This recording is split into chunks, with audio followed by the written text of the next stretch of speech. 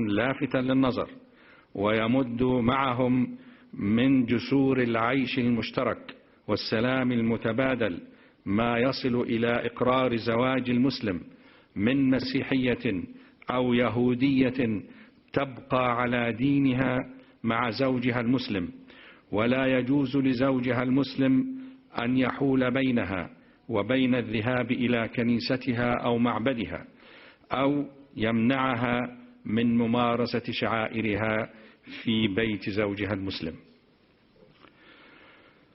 ولعل بعض حضراتكم أيها السادة النواب المحترمون يتهامس معترضا على ما أقول، أو متسائلا مستنكرا لما سمع. إذا كان الإسلام والمسلمون بهذه الصورة الوردية المضيئة، فكيف خرجت الحركات الدينية المسلحة من عباءة الإسلام والمسلمين مثل داعش وأخواتها تقتل وتدمر وتقطع الرقاب باسم الله وباسم الإسلام وباسم شريعته؟ ألا تهدم هذه المشاهد اللا إنسانية المرعبة كل ما قلته عن الإسلام من أنه دين السلام والأخوة الإنسانية والتراحم بين الناس؟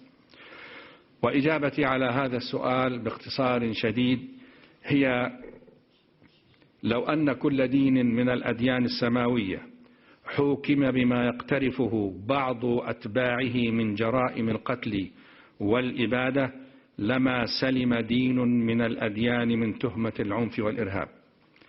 ذلك أن الإرهابيين الذين يمارسون جرائمهم باسم الأديان لا يمثلون هذه الأديان، بل هم في حقيقة الأمر خائنون لأمانات الأديان التي يزعمون أنهم يقاتلون من أجلها. إن الأديان إنما تفهم من تعاليمها الإلهية ومن تطبيقات الأنبياء الذين حملوا هذه التعاليم وبلغوها للناس ودعوهم إليها. هكذا كانت رسالة سيدنا محمد، وهكذا كانت رسالة سيدنا عيسى وسيدنا موسى وكل رسالات السماء إلى البشر. ثم إن هذا الإرهاب الذي نعانيه جميعا الآن أدانه العالم الإسلامي كله، شعوبا وحكومات وأزهرا وكنائس وجامعات ومفكرين ومثقفين وغيرهم.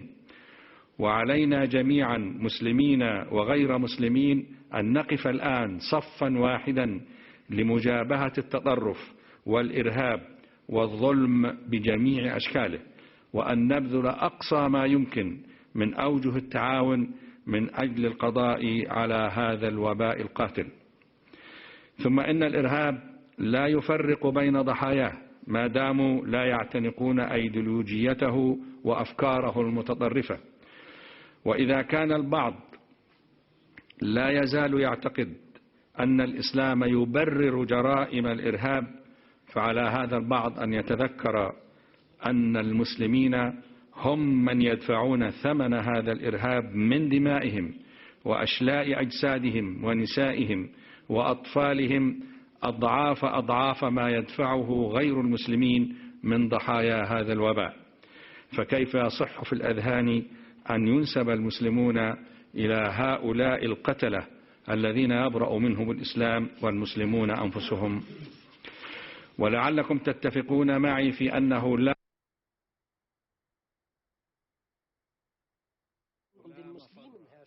مفر للشرق والغرب حيال هذا الإرهاب العابر للقارات من انفتاح حقيقي متبادل بين الأديان والمؤمنين بها، بل لا مفر من صنع السلام أولا بين رجال الأديان وعلمائها. وأنا ممن يؤمنون بقوة بالشعار الذي أطلقه منذ وقت قريب اللاهوت المعاصر هانز كونغ، وأعلن فيه أنه لا يمكن أن يكون ثم سلام بين الشعوب ما دام لا يكون ثم سلام بين الأديان. وهو نفس الشعار الذي أطلقه شيخ الأزهر محمد مصطفى المراغي في لندن عام 1936 عندما نادى بالزمالة العالمية والفهم الصحيح المتبادل بين حضارة الغرب وحضارة المسلمين. واسمحوا لي أيها السيدات والسادة أن أقول إنني حين أتحدث عن مجتمعاتكم بشيء من الإعجاب بسياساتكم التي